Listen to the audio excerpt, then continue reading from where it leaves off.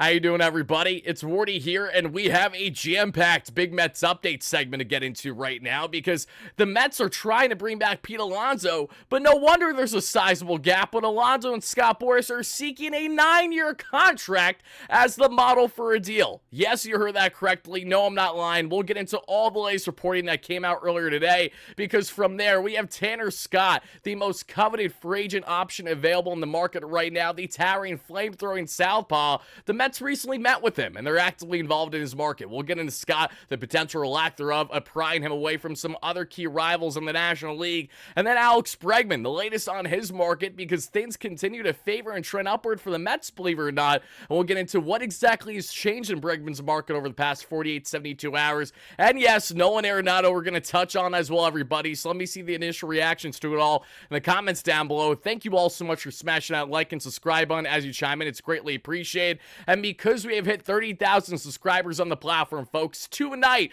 right around 7:30 p.m. or so, barring changes in our live stream, I will be giving away a Juan Soto Mets jersey to one lucky winner. And all you guys got to do to win the Juan Soto jersey that I'll be giving away is to simply make sure you're chiming into our live stream later on this evening as we break down the latest in Mets land, as we always do. Make sure you're subscribed and make sure that you guys are chiming into the live chat and commenting, as I will randomly click on a comment. Whoever's comment I choose, that will be the ultimate winner. It'll be a random selection, as we always do in giveaway fashion, and then hopefully you guys will get that Juan Soto jersey as quick as possible. Not the one I'm wearing, you'll get the MLB Shop one. This is from eBay, custom made Mets Soto Majestic type, which is just so nice. I love it. I'm raving over it. But all right, guys, I digress. Let's get into all this, and let's start off with some fantastic news that we did find out about not all that long ago, and shout out to BetUS, America's #1 sportsbook, but more on them a little bit later on in the show here, because David Wright, our captain, the captain, is officially cemented forever in Mets history on July 19th. In that game against the Cincinnati Reds, if I'm not mistaken,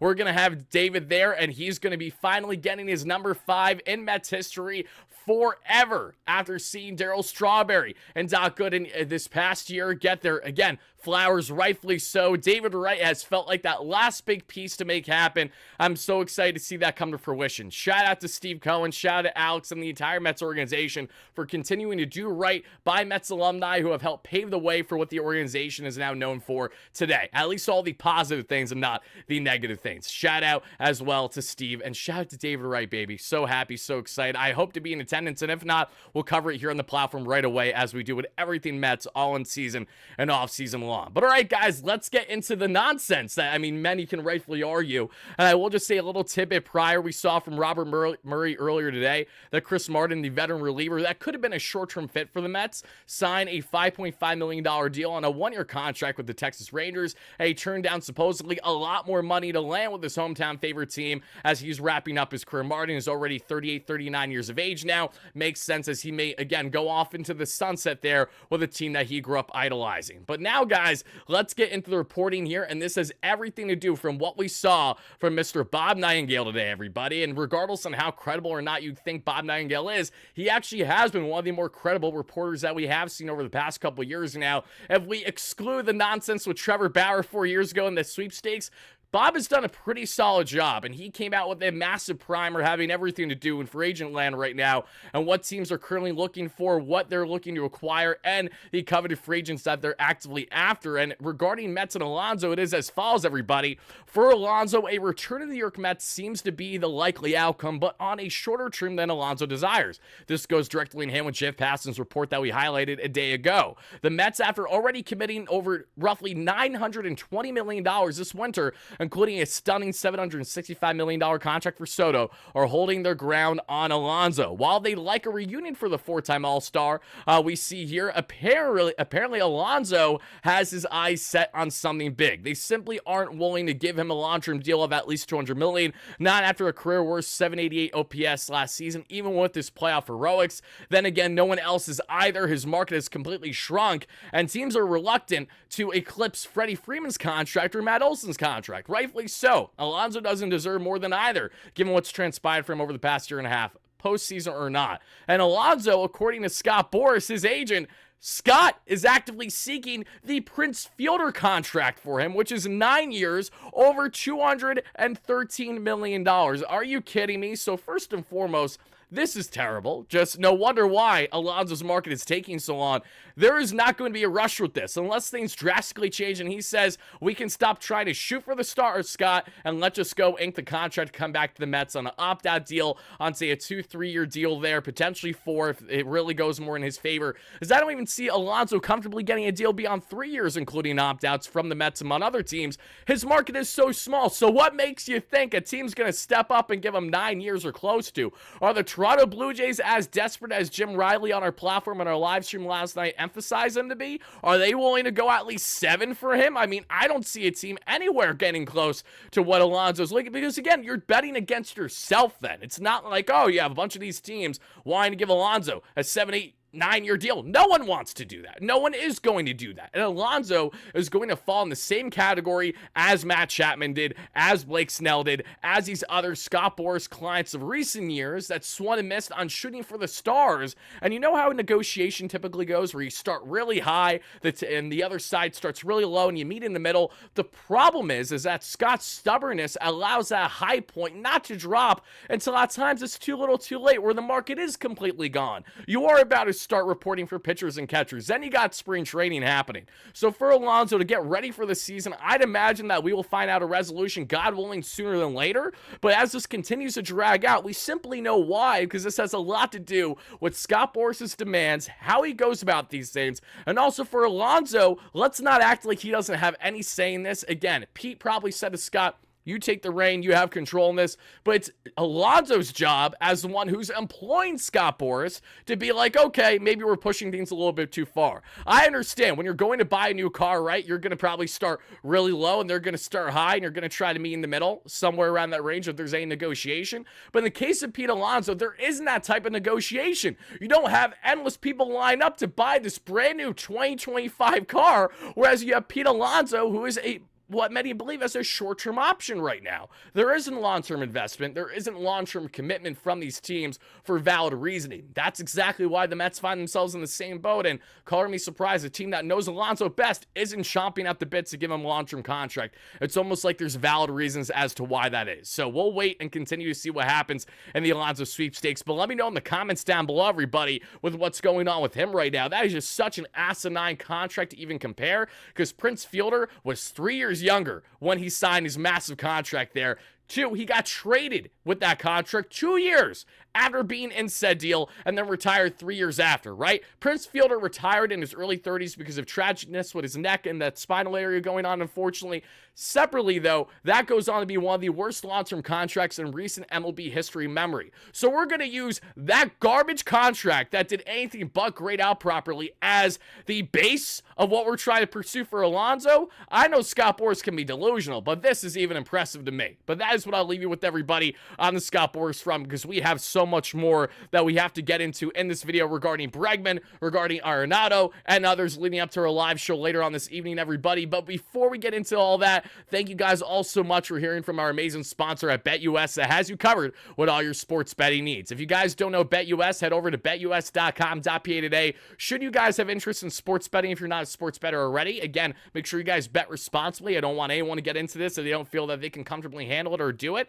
But I am placing a 2-leg parlay tonight there on my NBA slate, as we have the Boston Celtics to win outright and the Minnesota Timberwolves to win outright, and that's a $20 parlay to hopefully win $42 total should both these teams win outright. Feel free to tail these bets, but please know I'm not a sports betting expert, just a diehard fan here that loves to place bets at BetUS. And if you use my promo code YouTube150, you too will get a 150% bonus with your first deposit, $125 on your second and your third, up to $2,000 for whatever you want to bet on, whether it's these NBA picks, whether it's MLB futures for Juan Soto to hit 2 or more home runs against the New York Yankees, among others. We got you covered here at BetUS, everybody. The same way that we got you covered with everything else that's happening in Metsland. And that's exactly what we're going to touch on right here, right now, because we went from talking about the polar bear, so now let's get into the latest that has everything to do with Mr. Alex Bregman, because we have seen change on Bregman's market as of late, which I think is very important for us to make note of. Let me make sure that I can pull it up right here, so give me 1 second, everybody. So first, we see with Alex Bregman. First, this is a very interesting note from Bob Nightingale that I'd like to touch, because it goes in hand with Bregman.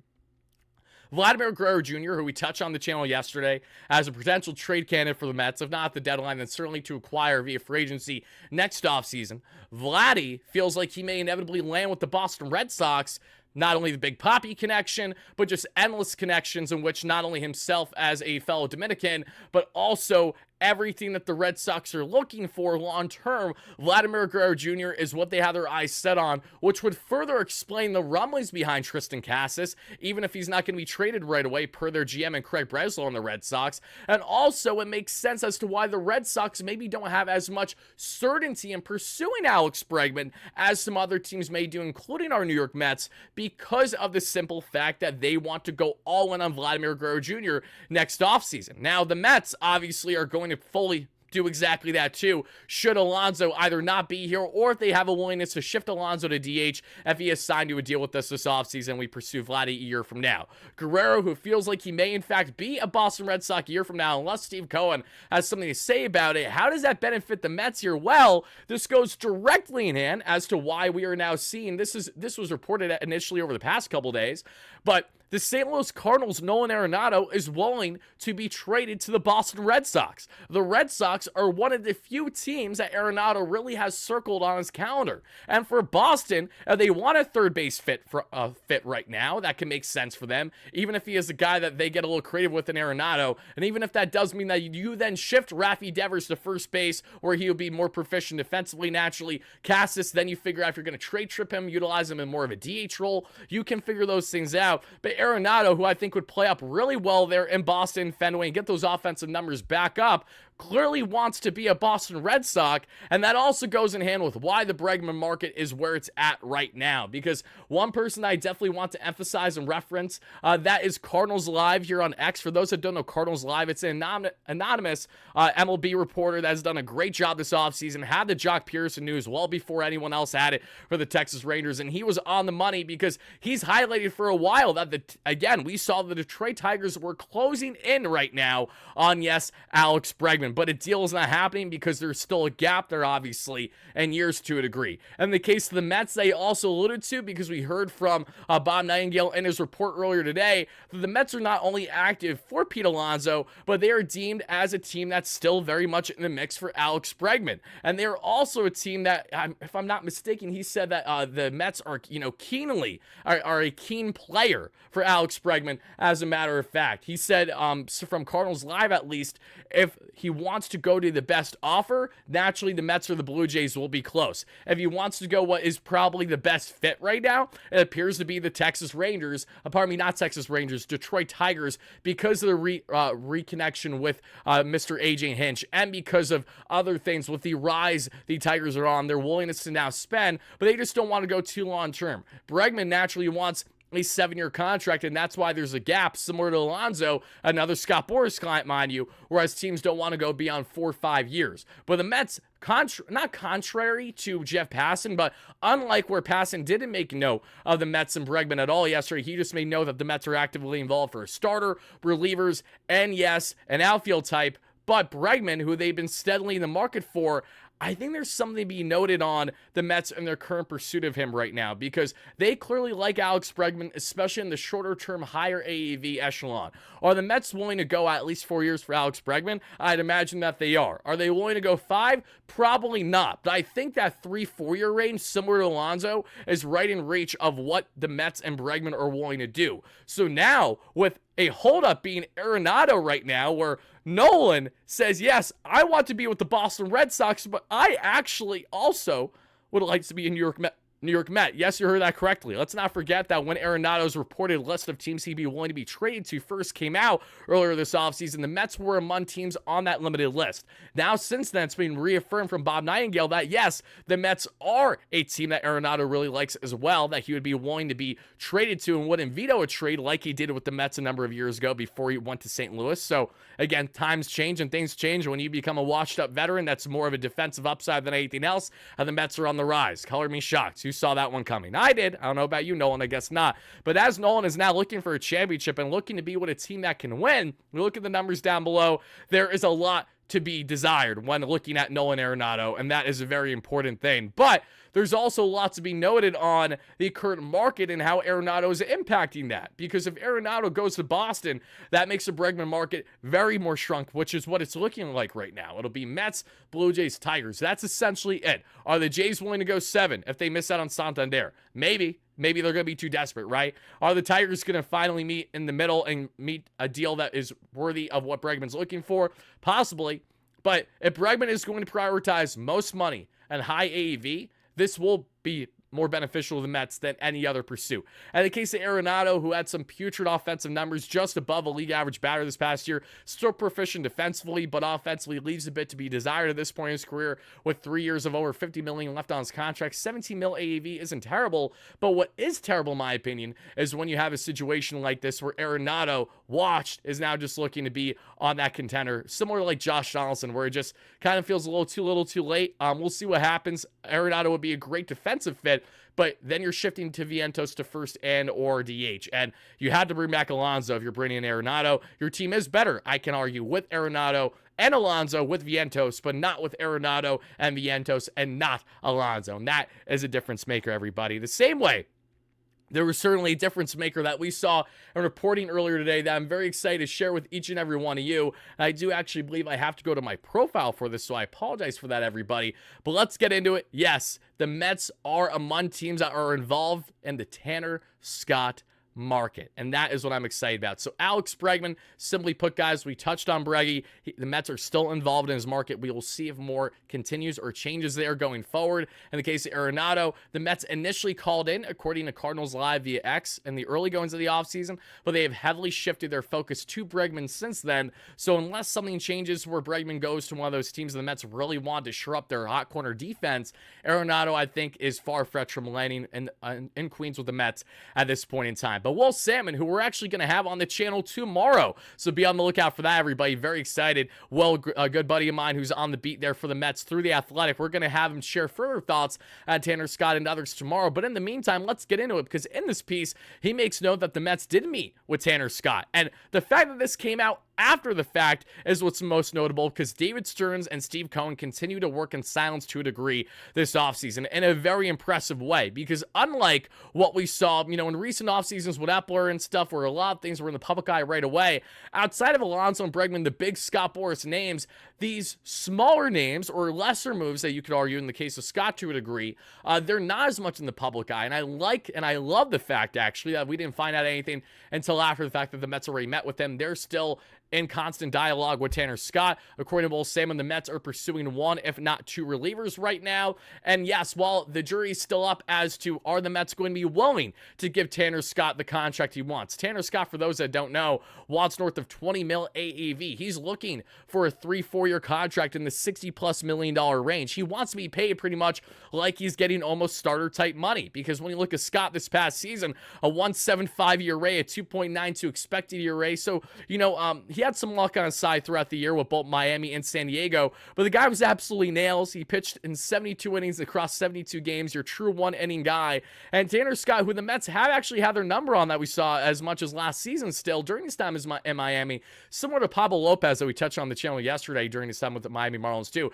Just because the Mets have had their number doesn't mean that they wouldn't be a great pickup, because they would. Pretty much in the 90th to 100th percentile in every key pitching statistic, with that devastating fastball that sits 97, that touches 100, and that slider that sits high 80s, low 90s there. Tanner Scott would be the best setup option that you could rightfully argue for Edwin Diaz. The guy is absolutely filthy. If you can get the walk rate down a bit too, I think he'd be fine. He consistently sits a 4+ walks per 9, which is not ideal. But the Mets got as far as they did with their bullpen last year and their walk rates. I think that they can get far with handling Scott in their pitching lab and continue to have him as a strikeout dominant machine that he is, while also getting that walk rate a little bit lower. Now, the big question is, are the Mets willing to go and spend a multi-year deal on a key reliever like this? Well, I think this does go out at least a little bit in hand with the pursuits of what we have seen from the Atlanta Braves and the LA Dodgers, both of which have been deemed as 2 of the top contending teams pursuing Mr. Tanner Scott. Now, a plethora of teams have chimed in on Tanner Scott,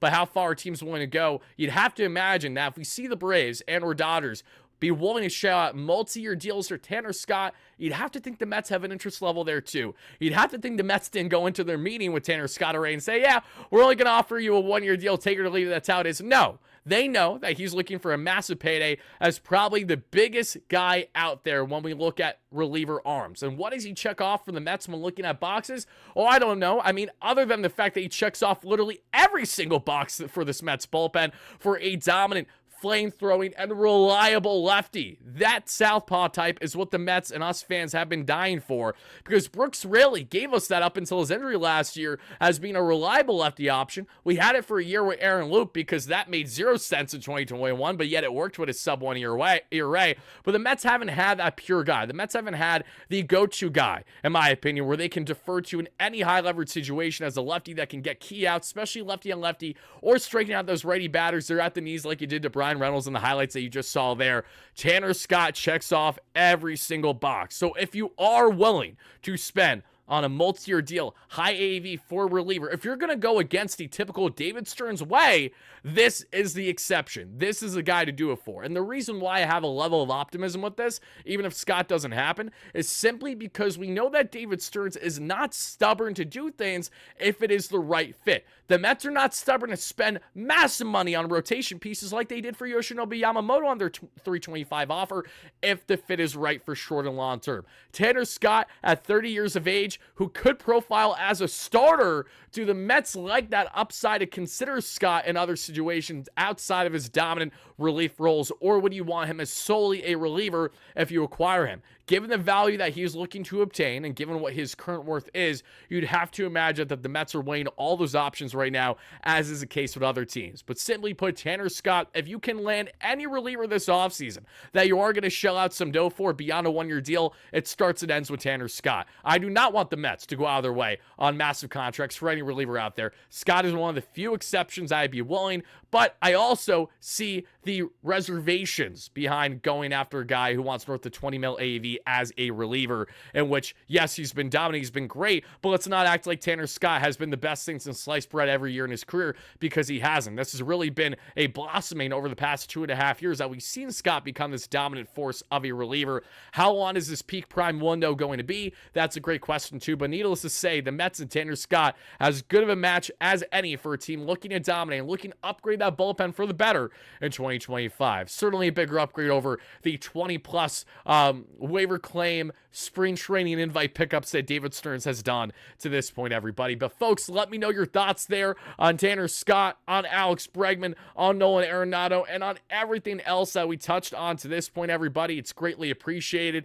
And make sure you're chiming into our live stream again later on this evening, right around 7:30 p.m. Eastern, barring changes. So be on the lookout, because I tend to be late because I'm a dad, so naturally I have to go and do dad things right up until I start a live show. We may have a special guest on as well, so be on the lookout. But most importantly, we will be starting the live show within the first 5-10 minutes of giving away that Juan Soto Mets jersey to one lucky subscriber. So make sure you're chiming in. Looking forward to a big discussion tonight, more on these topics and anything else that comes out up until that point, and we will touch on more Hiroki Sasaki. There's plenty of deep dive on that I want to do separately from this video. Chime into it all later on tonight, folks. Thank you again for watching. As always, no matter what, let's go Mets, baby. Alrighty, folks. Peace out.